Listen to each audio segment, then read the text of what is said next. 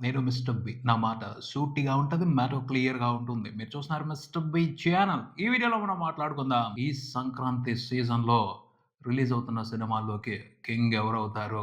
ముగ్గురు హీరోలొస్తున్నారు అదృష్టాన్ని పరీక్షించుకోవడానికి. కాకపోతే కలిసొస్తున్నారు. Healthy competition. పోటీ చాలా ఆరోగ్యకరంగా ఉంది. ఎంత ఆరోగ్యకరంగా ఉన్నా పోటీ అన్న తర్వాత పోటీనే. ఎవరు గెలుస్తారు? ఎవరు టాప్ పొజిషన్‌లో ఉంటారు? ఎవరు ఈ సంక్రాంతి విన్నర్?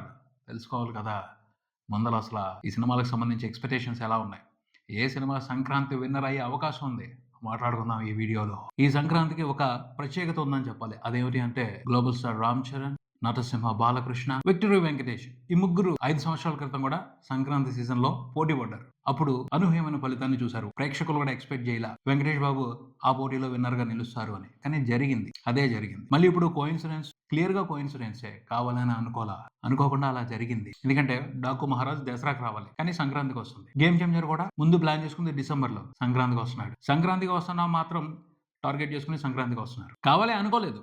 కానీ ముగ్గురు మళ్ళీ పోటీ పడుతున్నారు. 2019లో ఎవరు ఊహించింది జరిగింది. ఈసారి ఎలా జరుగుద్ది? ఈసారి ఏం జరుగుద్ది? ఆసక్తి ఉంది. ట్రేడ్ పండితుల్లో ఉంది. ప్రేక్షకుల్లో అయితే ఆసక్తి వేరే రకంగా ఉంది.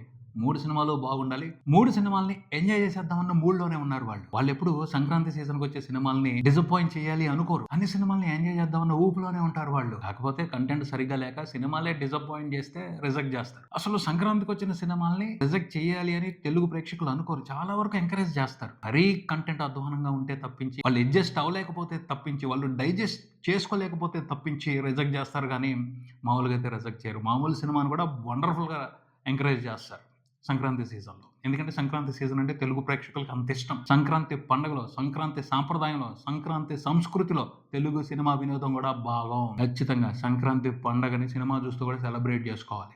పిండి వంటలు వండుకోవాలి, చుట్టాలతో కలవాలి, గెట్ టుగెదర్ అవ్వాలి, కోడి పందాలకు వెళ్ళాలి. ఇంకా ఏ ఆటలైనా ఆడినాయి. సినిమా కూడా ఉండాలి. ఫ్యామిలీ మొత్తం సినిమాకి వెళ్ళి ఎంజాయ్ చేయాలి. అది ఆనవాయితీ. ఎవరు ఒక కట్టుబాటుగా ఏర్పాటు చేయని ఆనవాయితీ. అందరికీ అలవాటైపోయింది. వదిలిపెట్టుకోలేరు. సంక్రాంతి పండుగంటే ఖచ్చితంగా సినిమాలు కూడా ఉండాలి. ఆ అడ్వాంటేజ్‌ని ప్రతి సినిమా ఉపయోగించుకుంటది. ఖచ్చితంగా చాలా సినిమాలకి అది అడ్వాంటేజ్ అవుద్ది. మ్యాజిక్ జరుగుద్ది. బీభత్సమైన కంటెంట్ ఏమీ అవసరంలా. డిసప్పాయింట్ చేయకూడదు. టైమ్ పాస్ అయిపోతే చాలు. బ్లాక్ బస్టర్స్ ఇచ్చేస్తారు ఈ సీజన్‌లో తెలుగు ప్రేక్షకులు ఏ సినిమాకైనా సరే. ఖచ్చితంగా సంక్రాంతి సీజన్ అంటే 3 సినిమాలకి స్కోప్ ఉంటది. 3 బ్లాక్ బస్టర్‌లు ఇచ్చేస్తారు. ఆ రేంజ్‌లో చూస్తారు. 3 సినిమాలని వదిలిపెట్టరు. 3 సినిమాలకి సమానంగా ప్రయారిటీ ఇచ్చి ఏ సినిమాకి ఏ రేంజ్ సక్సెస్ ఇవ్వాలో ఆ రేంజ్ సక్సెస్ ఇస్తారు. అలా కూడా చూసిన రోజులున్నాయి. ఒకే సీజన్‌లో 3 బ్లాక్ బస్టర్‌లు చూసిన చరిత్ర కూడా ఉంది తెలుగు బాక్స్ ఆఫీస్‌కి సంక్రాంతి సీజన్‌లో. అలాగే కంటెంట్ కరెక్ట్‌గా లేకపోయినా, వేరే సినిమా నచ్చలేదని, వేరే సినిమా డిసప్పాయింట్ చేసిందని, యావరేజ్‌గా ఉన్న సినిమాని పర్వాలేదనిపించే కంటెంట్‌ను కూడా బ్లాక్ బస్టర్‌లు చేసిన, హిట్లు చేసిన ఘనత తెలుగు ప్రేక్షకులకు ఉంది. 2018 అజ్ఞాతవాసి. ఆ సినిమా డిసప్పాయింట్ చేసిందని 'జయసింహ' మూవీని బ్లాక్ బస్టర్ చేశారు. అది అసలు మామూలు రికార్డ్ కాదు. Sensational record. 2019 సంవత్సరానికి వస్తే అందరూ హెవీగా ఎక్స్‌పెక్టేషన్స్ పెట్టుకుంది మాత్రం బోయపాటి, రామ్ చరణ్ కాంబినేషన్‌లో వచ్చిన 'వినయ విధేయ రామ'.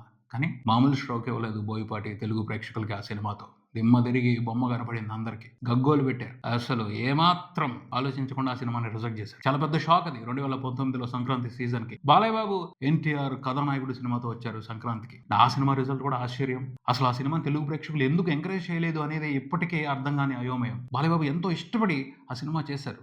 కానీ ప్రేక్షకులు అసలు ఏమాత్రం ఆసక్తి చూపించలేదు. నిర్ద్వందంగా రిజెక్ట్ చేశారు ఆ సినిమాని కూడా. ఆ టైంలో అనూహ్యంగా F2కి అదృష్టం కలిసొచ్చింది. సంక్రాంతి మ్యాజిక్ ఆ సినిమాకి కలిసొచ్చింది. ఎవరు ఎక్స్‌పెక్ట్ చేయలా. ఏదో ఆడిద్ది అనుకున్నారు. మామూలుగా ఆడలేదు. Bumper block buster. 20 కోట్లు, 30 కోట్లు వస్తే సూపర్ అనుకునే సినిమాకి 70 కోట్లకు పైన షేర్ వచ్చింది. మైండ్ బ్లోయింగ్ అంతే. మేనియా నడిచింది కొన్ని రోజుల పాటు. F2 mania. తెలుగు ఫిల్మ్ ఇండస్ట్రీలోను, తెలుగు పబ్లిక్ లో ఆ రేంజ్ సంచలనాత్మకమైన విజయం. మళ్ళీ ఇప్పుడు అనుకోకుండా ఆ ముగ్గురు వస్తున్నారు. ఈసారి ఆ ముగ్గురులో ఎవరు గెలుస్తారు? ఈసారి ఎలాంటి షాక్లు ఉంటాయి? ఈసారి ఎలాంటి స్ట్రోక్లు ఉంటాయి? ఈసారి మ్యాజిక్ ఎవరికి కలుస్తుంది? ఈసారి అదృష్టం ఎవరి వైపున ఉంటుంది? తెలుసుకోవాలని ఆసక్తి అందరికీ ఉంది. ఇప్పుడున్న పరిస్థితి ప్రకారం చూస్తే ప్రస్తుతం అయితే కొంచెం ఊపు మీద ఉంది. ప్రమోషన్స్ పరంగా చాలా పాజిటివ్ గా, అగ్రెసివ్ గా ఆడియన్స్ వైపు నుంచి మంచి అటెన్షన్ తీసుకుంటుంది.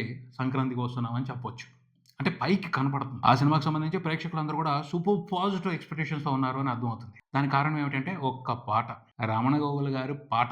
ఏం పాడాడు అసలు ఆయన. బీమ్స్ కూడా చాలా బాగా కంపోజ్ చేశారు. మంచి పాట. మామూలుగా ఎక్కలేదు పాట.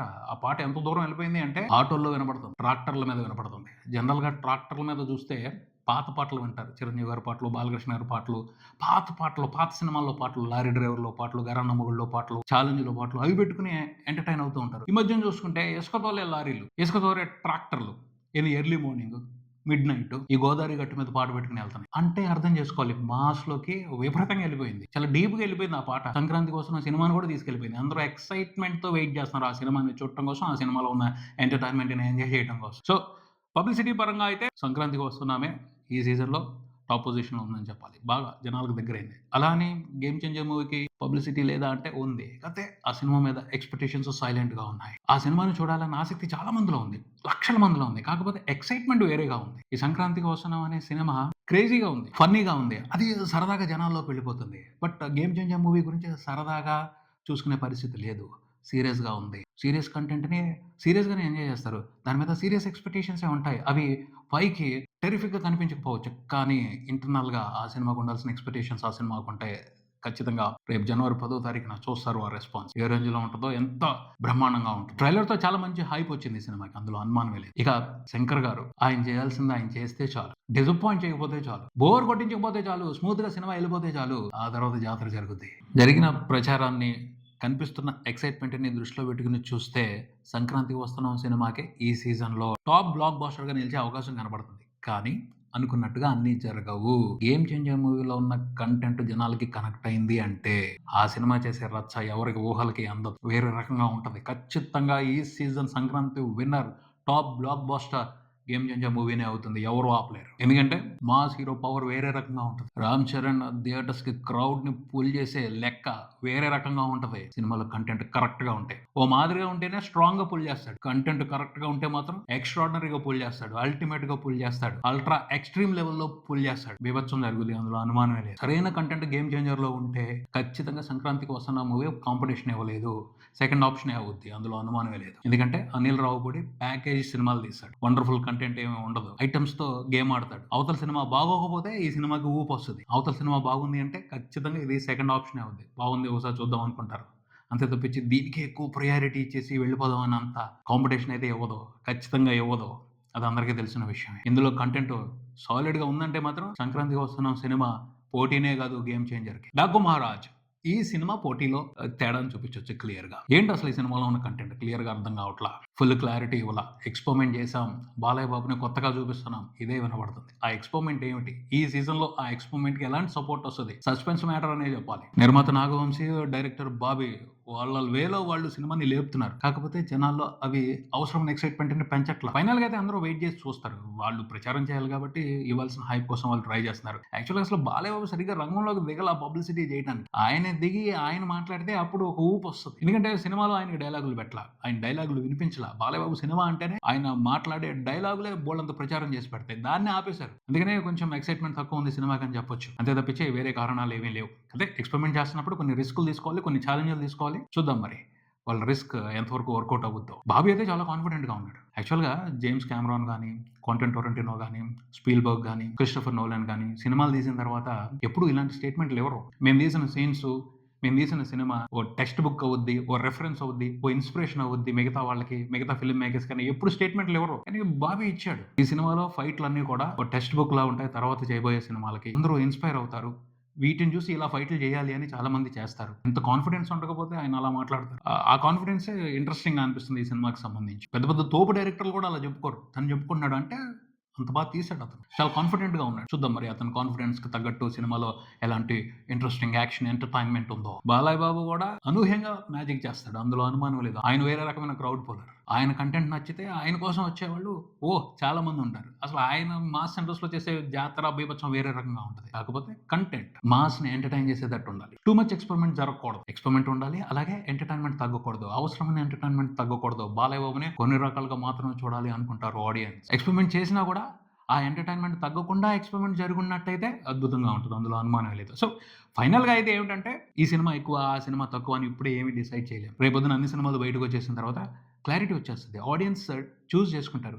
ఏది నంబర్ 1, ఏది నంబర్ 2, ఏది నంబర్ 3. 3 బాగున్నాయంటే మూడిటిని కలేసి కొట్టేస్తారు అందుట్లో అనుమానమే లేదు. అది స్టార్ రేంజ్‌ని బట్టి, ఆ సినిమాకున్న బడ్జెట్‌ని బట్టి, ఏ సినిమాకి ఇవ్వాల్సిన సక్సెస్ ఆ సినిమాకి ఇచ్చేస్తారు. 3 బాగుంటాయి అది జరిగే పరిస్థితి. టాప్‌లో 'గేమ్ చేంజర్' ఉంటది. టాప్ 2లో 'డాకు మహారాజ్' ఉంటది. టాప్ 3లో 'సంక్రాంతికి వస్తున్నాం' ఉంటది. అంటే 3 సినిమాల్లో ఎక్స్‌ట్రార్డినరీ కంటెంట్ ఉంటాయి. 3 సినిమాలు జనాలకు నచ్చేస్తే జరిగే పరిస్థితి అది.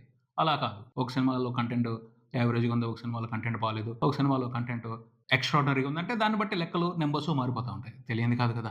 ఇప్పటివరకు అయితే అందరూ అనుకుంటుంది ఒకటే. నెంబర్ 1లో సంక్రాంతికి వస్తున్నా ఉండొచ్చు. నెంబర్ 2 గేమ్ చేంజర్ ఉండొచ్చు. నెంబర్ 3 డాకు మహారాజ్ ఉండొచ్చు. కొంతమందేమో నెంబర్ 2 డాకు మహారాజ్ ఉండొచ్చు. నెంబర్ 3 గేమ్ చేంజర్ ఉండొచ్చు అనుకుంటున్నారు. ఏమో ఎవరు ఊహించొచ్చారు. నెంబర్ 1 గేమ్ చేంజరే అవ్వచ్చు. నెంబర్ 1గా గేమ్ చేంజరే నిలబడొచ్చు. ఇంకెంత ఇంకొన్ని గంటలు తెలిసిపోద్ది. ఆ పైన చేసేదేముండదు. బాక్స్ ఆఫీస్ దగ్గర జరిగే జాతరను విట్‌నెస్ చేయటమే. గేమ్ చేంజర్ మూవీ కోసం అయితే తెలుగు ప్రేక్షకులు సైలెంట్‌గా వెయిట్ చేస్తున్నారు. నిశ్శబ్ద విస్ఫోటనం జరుగుద్ది. కంటెంట్ అనుకున్నట్టుంటే మాత్రం. చూద్దాం మరి ఏం జరుగుద్దో. నేనైతే మనస్ఫూర్తిగా 3 సినిమాలు ఆడాలని కోరుకుంటున్నాను. మీ ఒపీనియన్ ఏమిటి? ఏ సినిమా టాప్‌లో ఉండొచ్చు? ఏ సినిమా సెకండ్ పొజిషన్‌లో ఉండొచ్చు? ఏ సినిమా థర్డ్‌లో ఉండొచ్చు? మీ ఒపీనియన్ కింద కామెంట్స్‌లో తెలియజేయండి. ఇదే ఇక్కడికి మరో వీడియోతో మళ్ళీ కలుద్దాం. ఈ వీడియో మీకు నచ్చితే లైక్ చేయండి. మీ ఫ్రెండ్స్‌తో షేర్ చేసుకోండి. మీ అభిప్రాయాన్ని కామెంట్ చేయండి. ఈ ఛానల్‌ని సబ్స్క్రైబ్ చేయండి. నేను mister B. Keep watching mister B channel. Thank you.